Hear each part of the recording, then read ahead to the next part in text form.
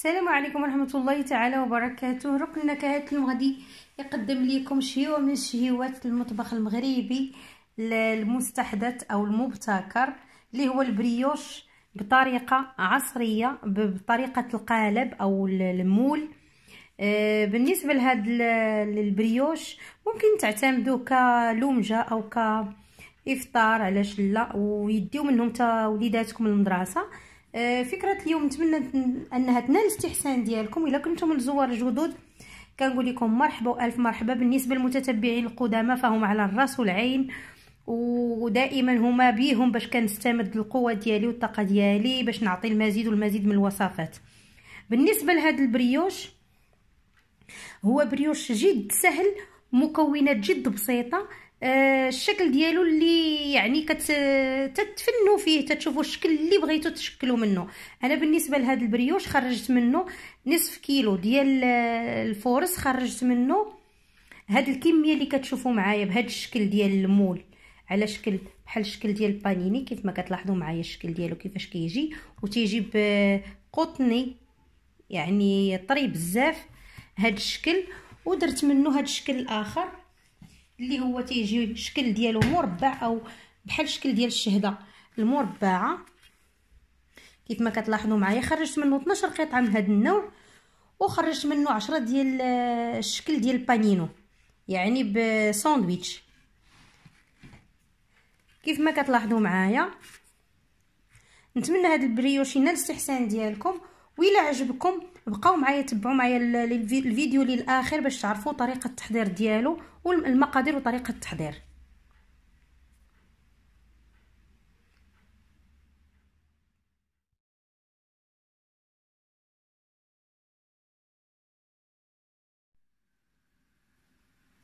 فحاجتنا على بركه الله لهذا البريوش غادي نحتاجوا فيه باذن الله 500 غرام ديال الدقيق الابيض، ملعقه صغيره ديال الخميره الفوريه ديال الخبز، 8 غرامات ديال الخميره الكيماويه عفوا البيكن باودر، 8 غرامات ديال نكهه الفانيليا، القليل من الملح، نصف كأس او ما يعادل 50 غرام ديال السنيده او السكر الخشن، بيضه وحده، 50 غرام ديال الزبده المذابه، القليل القدر اللي غادي يكفيكم للتزيين ديال هاد البريوش، 200 مليلتر ديال الحليب الدافئ، الياغورت اللي دهن غادي ندهنوا به التزيين، وهنايا عندي ما يعادل 250 غرام ديال الفراوله قطعتها على هذا الشكل كيف ما كتشوفوا معايا الشكل المرواحي ديالها. فنبداو على بركه الله في تحضير هذا البريوش.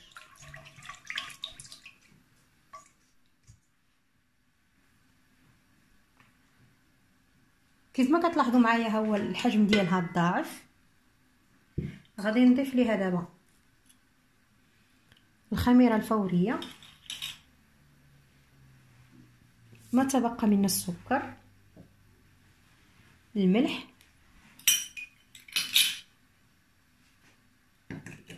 بسم الله،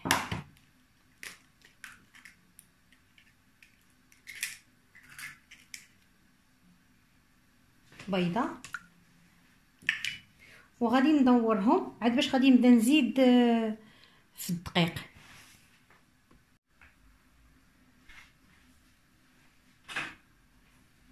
غادي نضيف الدقيق، بسم الله،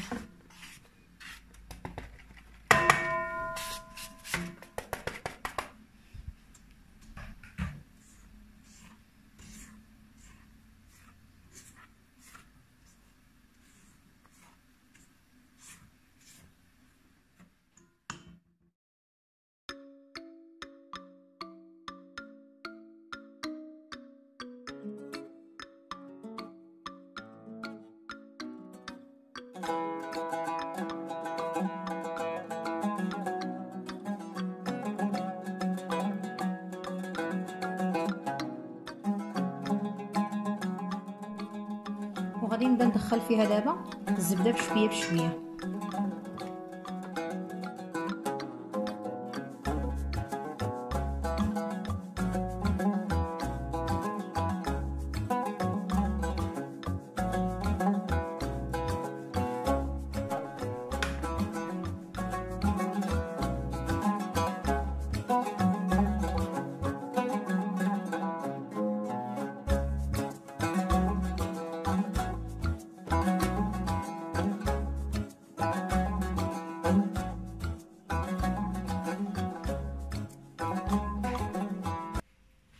بعد ما دازت تقريبا شي ساعه ونص ديال المكانه خليتها خمرات حتى طلعت مزيان.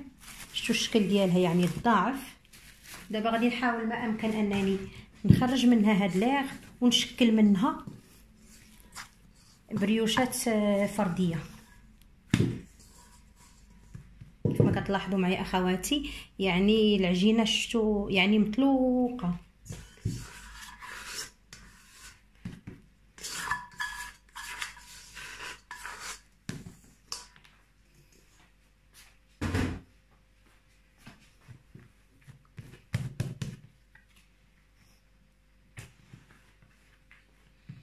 غادي نحاولوا ما امكن ندهنوا يدينا بشويه ديال الزيت اولا الزبده دايبه.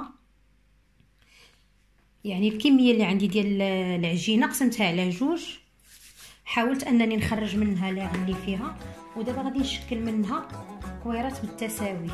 بسم الله.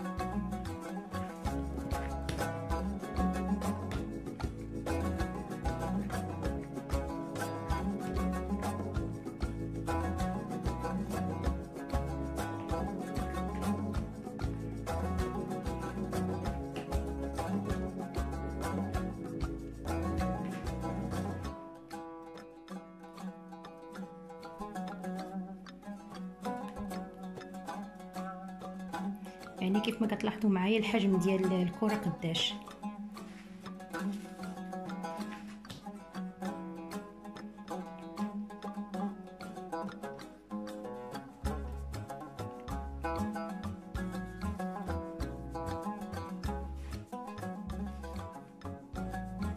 بالنسبه للشكل الثاني يعني غادي نلفو بحال هذه الطريقه وغادي نديرو في المول. المول دهنتو غير بالزيت فقط.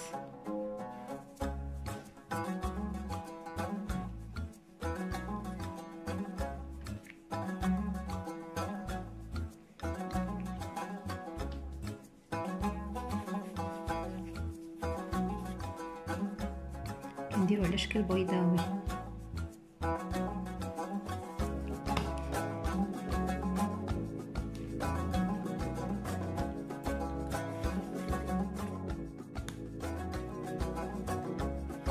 دابا غادي نضربها بالمقص.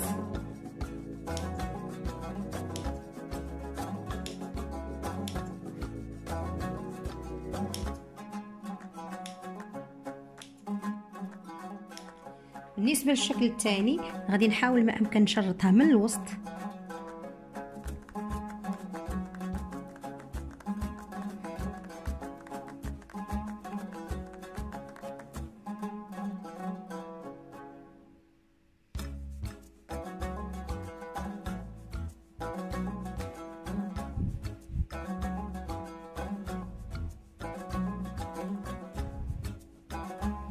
ان الفتحه هي اللي غادي نزينها بالفراوله.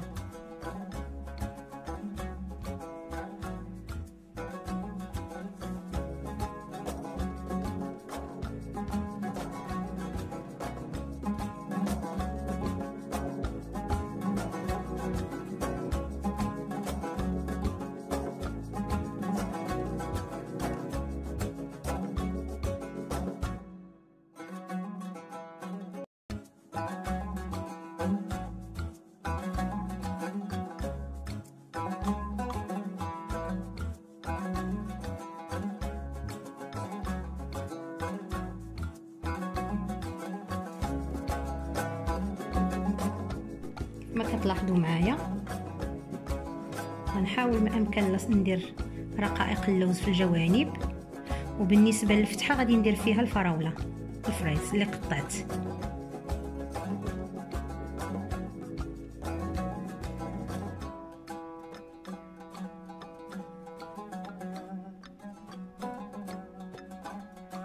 ممكن تزينوا باي حاجه بغيتو ترافقوها مع سميتو على حسب الفاكهه الموسميه اللي كاينه، ممكن تزينوا بها.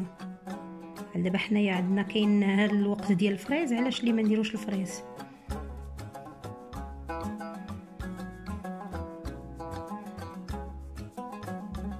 نستمر في العمليه ونوريكم باقي التزيين.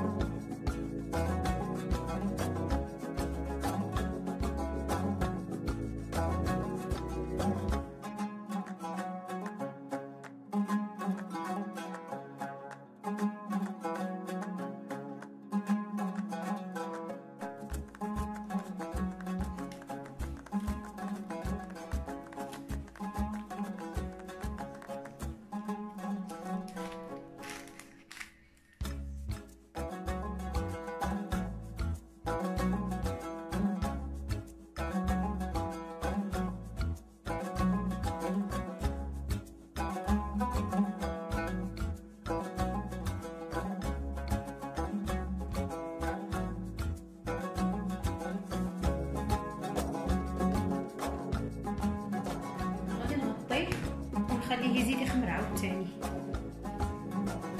يعني تنشوفوا الوقت اللي غادي شحال غادي يطلب لينا ديال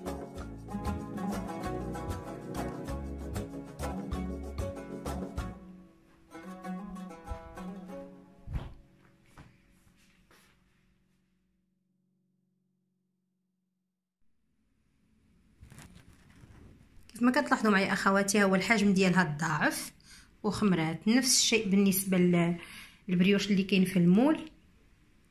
دابا مبقى ليا الا ندخلهم للفران.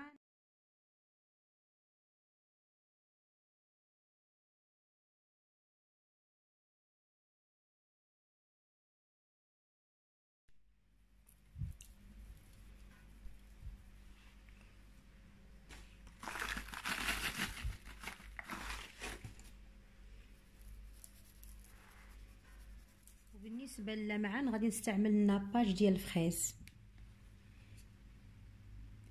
غادي نكتفي به فقط من فوق رشه قليله فوق من الفخيز باش ياخذ اللمعان ديالو. وغنحاول ما امكن ندوز بصبعي ولا بشيته على حسب داكشي اللي عندكم. بعد ما خرجتو من غادي ترتاحوا في الخدمه معايا، يعني تتحمر مزيان. خرجتو، رشيت عليه السكر الثقيل،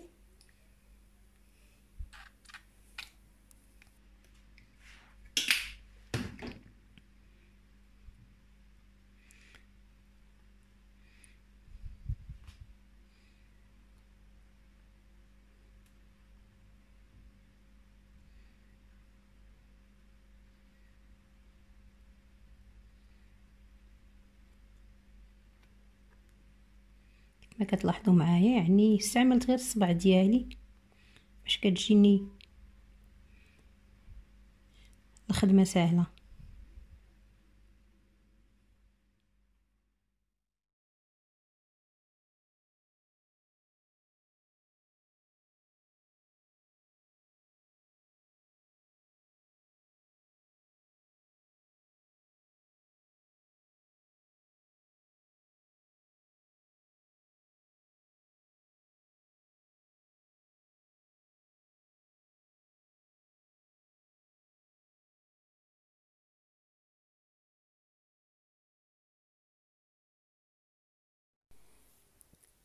وهذا هو الشكل النهائي في طبق التقديم كيف ما كتلاحظوا معايا.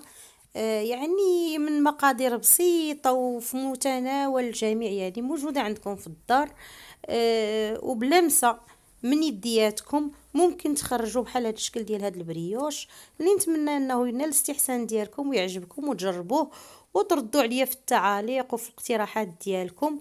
وما بقى لي نقول الا نقول لكم دمتم في رعايه المولى والى نكهه قادمه باذن الله.